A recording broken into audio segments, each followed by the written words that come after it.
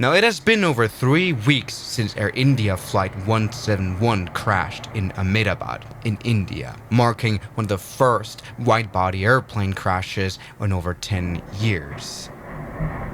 The whole world was horrified to see a very modern Boeing 787 crash for the first time. Now, something that's interesting is that since day one, we haven't heard any news, any updates, any more facts added, no more reports. And so the world is speculating purely on the basis of the videos and what we know about the Boeing 787 Dreamliner. Tons of hypotheses and theories are spreading around the internet about how this horrifying crash happened. And last week, I've gotten interesting messages and emails about this document right here, which apparently is the preliminary report of the Boeing 787 crash from the AAIB, which is the British Air Crash Investigation Branch, which is weird because the preliminary report is set to be released on the 11th of July, which is next week and apparently is a leaked document. When I first read this and saw the primary causes that are mentioned here, I found it very believable. I've spoken to pilots about what's saying here, but it turns out to be fake, although it is spreading around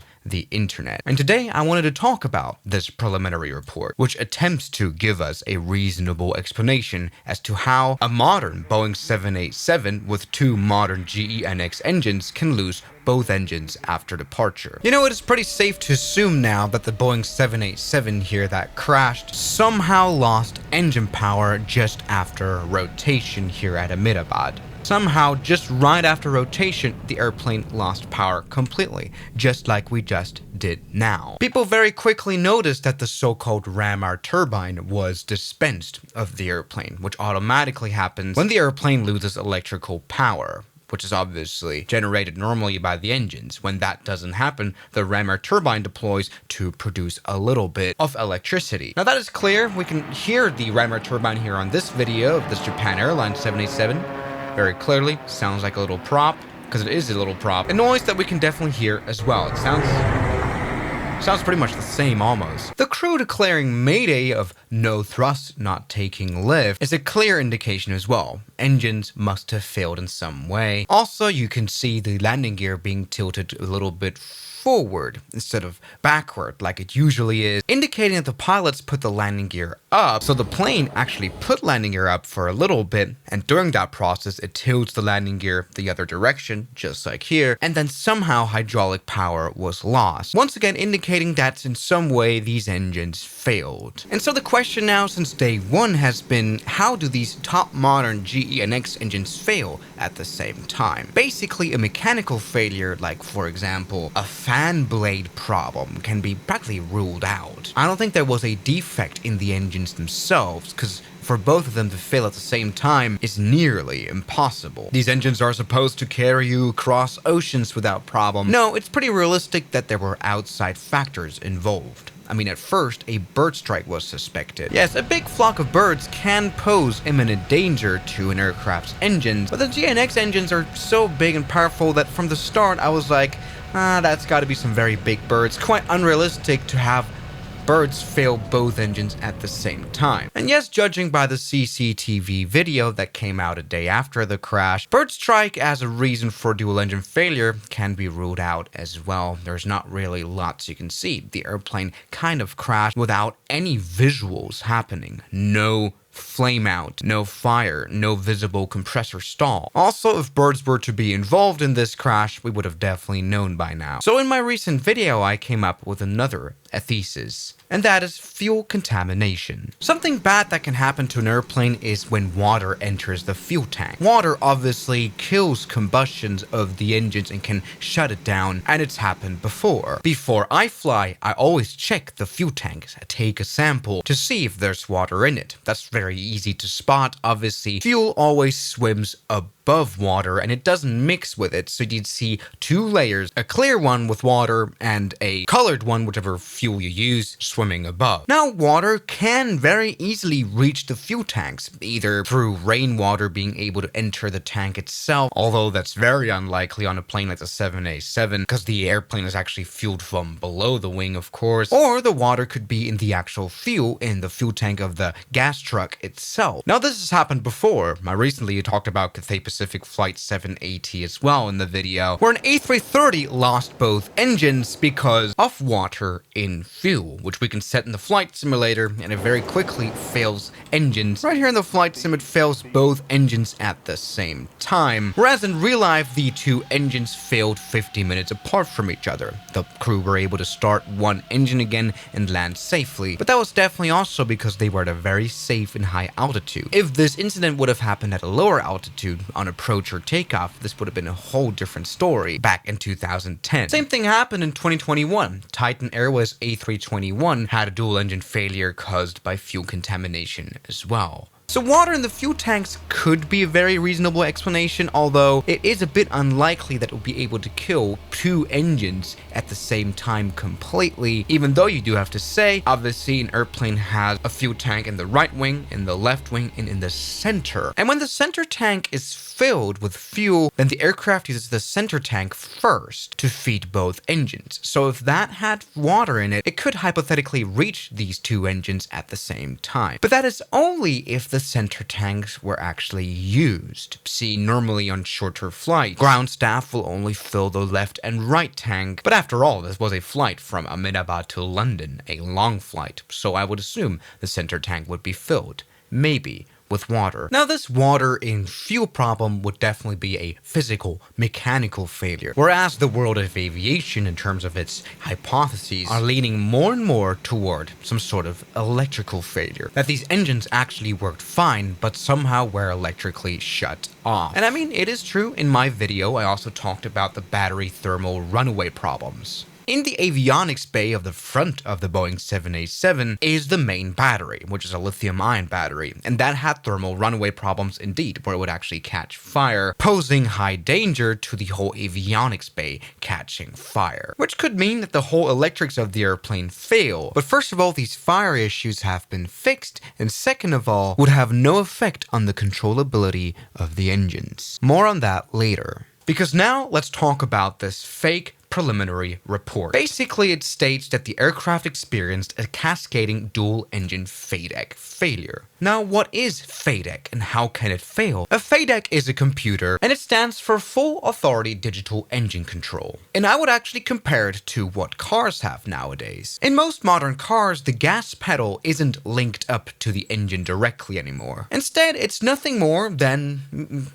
a gaming throttle, which depending on how it's pressed, sends signal to the engine control unit, which obviously is a much smaller computer than an airliner, but this is the one that actually regulates the amount of air and fuel being ingested into the engines and therefore creating throttle. No, there's no mechanical linkage between gas and pedal. It is sort of fly-by-wire. And that is the case for most modern airliners. The A320 doesn't have a direct link to the engines. It's all electric. Nor does the 777, not even a manual backup with like ropes being attached to something. Now let me tell you, relying on this computer that we have no mechanical backup to sounds like a bad idea. It really isn't, because it's very reliable. These things nearly never have failures. Before FADEC existed, pilots had a lot more workload in having to manage the engines. This, for example, is the Mad Dog, the MD-80 with its JT-8D engines, and back then, pilots had to monitor their engines themselves. This plane does not have FADEC. That means, for example, if the pilots were to give full power, which is something that you're very much able to do in like a modern Airbus or Boeing, the plane would be in danger of over-temperature the engines. And this is something that happens right here. Plane is blinking. Oh no, the engines are about to fail because we're firewalling the engines and accidentally damaging them. This was before FADEC. This was before a system like a computer could step in, and as you can see, just after departure, these very manually controlled engines fail very quickly. Now, the FADEC systems on an aircraft are very reliable, which is why they just never have really failed. This article, though, states the opposite. Let's work through what it's trying to say. Well, basically, this article is full of crap. Anyway, let's talk about why I don't think at all the FADEC system will have anything to do with this crash. Now, what's it trying to tell us? Basically, it says that there is somehow two modes of the electrical system of the Boeing 787, a ground mode and an airborne mode. Never heard of that. And basically, it says that the power relay box that switches between the airborne and the ground mode, which once again I've never heard of, was somehow corroded. Apparently, water got into the airplane. How? Through the GPU port. We all know what a ground power unit is, right? It is how an airplane is electrically powered on the ground through these generators. At some airports, there's actual power outlets similar to those who charge electric cars, really. The 787, though, has 3 of those ports. One in front, one just behind the wing, and one in the tail. 3 of those, we can actually activate them, but they're not connected right now. I mean, it is true, right now it is monsoon season. You have lots of water here in India. But the avionics bay where the power relay box, which would switch between ground mode and airborne mode, is not even close to where the GPU port is. What I'm trying to say is that no water would be able to properly access the avionics bay here of this aircraft, the brain of this aircraft. But so what does this report really say? It says the plane took off on the ground electric mode. But as soon as we go airborne now, and the wheel sensors of the airplane detect that yes indeed we're in the air,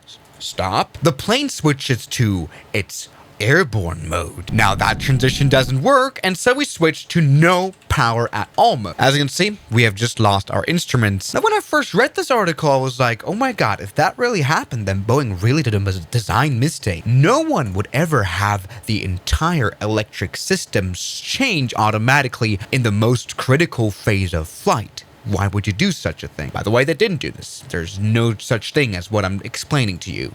Just how fake this article is. Furthermore, and here's now the shocking explanation as to why this plane crashed. After the airplane went into airborne mode, because of the power loss, the FADEC system stops working as well, meaning while the throttle handle is at full power, the engines roll back to ground idle. That is the simple explanation. While the pilot's given full power, the engines lose signal from the cockpit and go to ground idle. Now, Boeing would never design something like this because everyone in their right mind would say, okay, the engines, if they lose signal from the throttle, they would have to stay in the same throttle position that they lost signal at, which is full power. And then you could, do an emergency landing of some sort and land safely. I know this is very, very technical, but this moisture intrusion that somehow leads to the loss of control of the airplane doesn't make sense at all. Why? Because even if this happened, even if we lost all the electrics on board because of a battery problem, the FADEC system would still continue to work. Why? Because it's not actually hooked up to the rest of the electrical components. As you can see, we've lost all electrics here, and we're still able to fly this plane just like in real life because this FADEC system is powered by a completely redundant separate system. It's mounted onto the engines where we see the power control unit and the engine electronic controller. See, once again, this plane doesn't care if its electronics failed. In fact, we have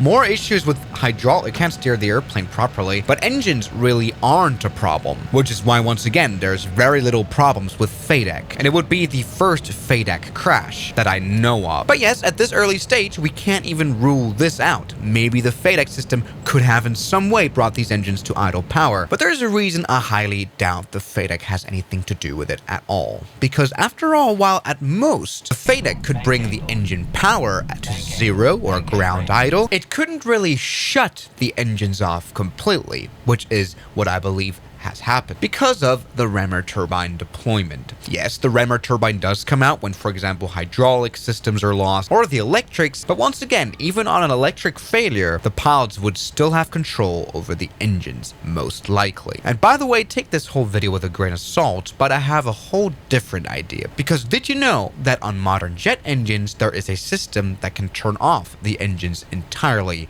automatically? Now imagine this situation. You're on the ground with your Boeing 787 and suddenly your airplane gives full power. which is weird because the thrust setting is actually at idle.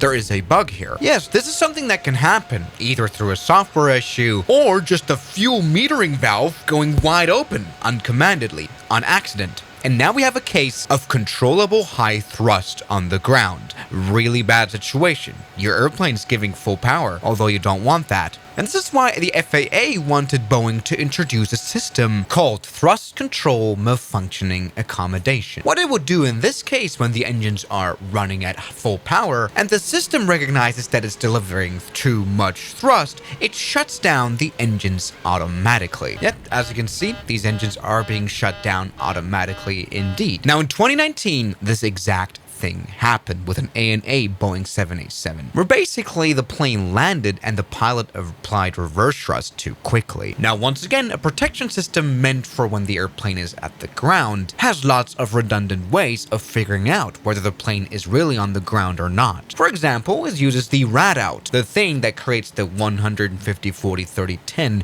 call out, to measure that it's on the ground indeed. Furthermore, it reads much information, for example, from the weight measurements on wheels to further figure out whether they're off the ground or not. Now, a very reliable system, but this is something that could fail. This is something that happened in 2009 in Amsterdam of Turkish Airlines flight 1951, where the radar altimeter, the thing that detects how high the airplane is above ground, caused the airplane's auto throttle to immediately reduce thrust because the auto throttle thought it was on the ground. The airplane thought it was on the ground. It is very possible that airplanes can be fooled into thinking that they are not in the air yet. And it is very possible as well that the 787 right here was fooled into thinking it was still on the ground, thought it was over thrusting, and then shut off the engine. One small detail that might support that theory would be that the spoilers seem to be out on this airplane. Can you see the spoilers? They seem to be at least in a very, very minor position right here. But take that observation with a grain of salt, that might be untrue. And these ground spoilers come out only when the airplane thinks it's on the ground. See the connection there? Now, while this is a plausible theory, it could genuinely be anything that brought the airplane down at this point. We can't make any proper suggestions yet, but the idea might be that the plane took off with engines giving loads and loads of power in the yellow. The automated TCMA system shuts down the engines while the plane is actually flying. The problem is when that happens, these engines are not able to be restarted, and so the airplane now is gliding to ground. Now that would be a big deal for Boeing if a software is able to bring down an airplane yet again. But once again, huge grain of salt. We will have to wait until next week, and only then we know. Before that, don't trust any weird report on the internet. Thank you guys so much for watching this video. Prayers out to the deceased, and I hope we can get this issue resolved as soon as possible. Thank you so much for watching, and I'll see you guys tomorrow as always. Good night.